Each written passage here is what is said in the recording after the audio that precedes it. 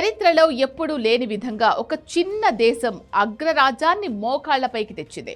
ఫిబ్రవరి 28న America, Israel కలిసి ఇరాన్పై దాడులు మొదలుపెట్టినప్పుడు వాళ్ల అంచనా ఇరాన్ను చాలా తేలికగా నాశనం చేయొచ్చు, అలాగే షరతులు లేకుండా లొంగిపోవాలి అని ఆర్డర్లు కూడా వేసి రంగంలోకి దిగారు.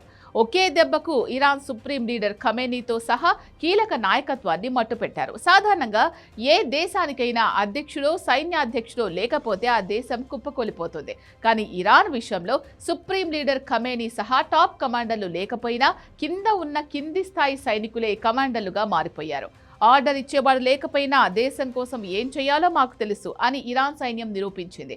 నాయకత్వం లేని టైంలో ఒక దేశం ఇంత క్రమశిక్షణతో ఎలా పోరాడుతుందో చూసి అమెరికా పెంటగాన్ అధికారులకు మతిపోయింది. ఏ దేశమైనా తన మెదడు లాంటి నాయకత్వాన్ని కోల్పోతే కుప్పకూలిపోతుంది. కానీ ఇరాన్ మాత్రం ఆశ్చర్యపరిచింది. నాయకులు లేకపోయినా, ప్లానింగ్ లేకపోయినా ప్రతి పౌరుడు ఒక సైనికుడిగా మారి ఎదురు దాడి మొదలుపెట్టారు. ఇవాళ ఆ అమెరికానే ఇరాన్ పెట్టిన 10 షరతులపై చర్చించడానికి ఇస్లామాబాద్లో అడుగుపెట్టింది. ఇక్కడ అసలు ట్విస్ట్ ఏంటంటే ఇరాన్ను దెబ్బతీయడానికి అమెరికాకు గల్ఫ్ దేశాలు కూడా సహకరించాయి. యుద్ధం జరుగుతున్నప్పుడు తోటి ముస్లిం దేశాలే అమెరికాకు అన్ని విధాలుగా హెల్ప్ చేశాయి. చుట్టూ ఉన్న దేశాలన్నీ శత్రువుకు దారి ఇస్తున్నా ఇరాన్ భయపడలేదు. నువ్వు ఒంటరిని చేయాలని చూశావు, కానీ ఆ ఒంటరితనమే నన్ను విశ్వరూపం చూపేలా చేసింది అని ఇరాన్ నిరూపించింది. ఒక్క దేశం చుట్టూ శత్రువులు, ఎదురుగా అగ్రరాజ్యం అయినా తల వంచని ఆ ధైర్యం ప్రపంచ చరిత్రలో నిలిచిపోతుంది. సొంత మతస్థులైన గల్ఫ్ దేశాలు అమెరికా యుద్ధ విమానాలకు దారి ఇవ్వడమే కాకుండా ఇరాన్ ఆర్థికంగా దెబ్బతినేలా ప్లాన్ చేశాయి. అగ్రరాజ్యం వేసిన ప్లాన్ ప్రకారం ఇరాన్ 5 రోజుల్లో చేతులెత్తేయాలి. కానీ ఇరాన్ తన రెసిస్టెన్స్ నెట్వర్క్ అంటే హమాస్, హిజ్బుల్లా, హౌతీలతో కలిసి ఇజ్రాయెల్, అమెరికా బేస్లపై విరుచుకుపడింది. నాయకత్వం లేని టైంలో ఒక దేశం ఇంత క్రమశిక్షణతో ఎలా పోరాడుతుందో చూసి పెంటగాన్ అధికారులకే మతిపోయింది.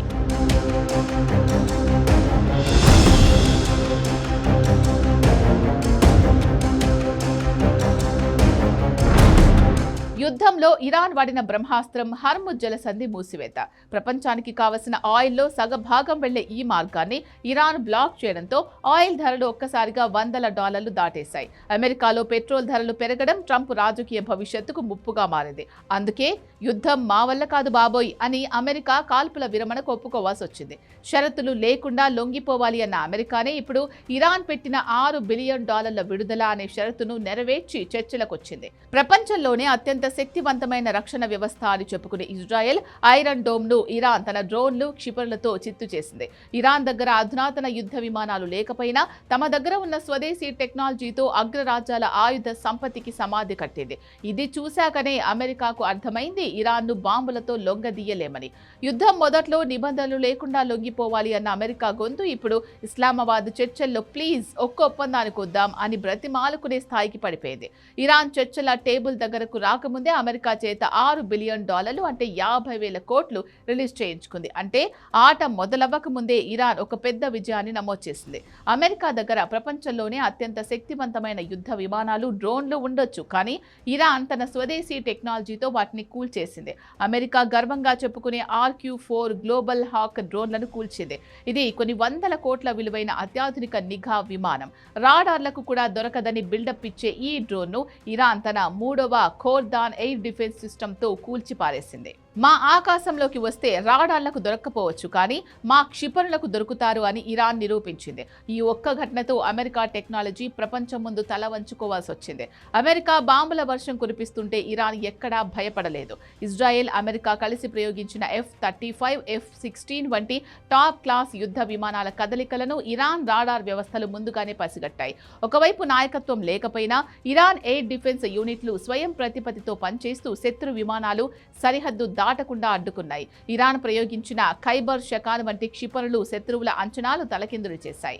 అమెరికా కోట్లాది రూపాయలు ఖర్చు చేసి తయారు చేసిన డిఫెన్స్ సిస్టమ్స్ ను ఇరాన్ తన షాహెద్ వంటి తక్కువ ధర డ్రోన్లతో ముప్పు తిప్పలు పెట్టింది.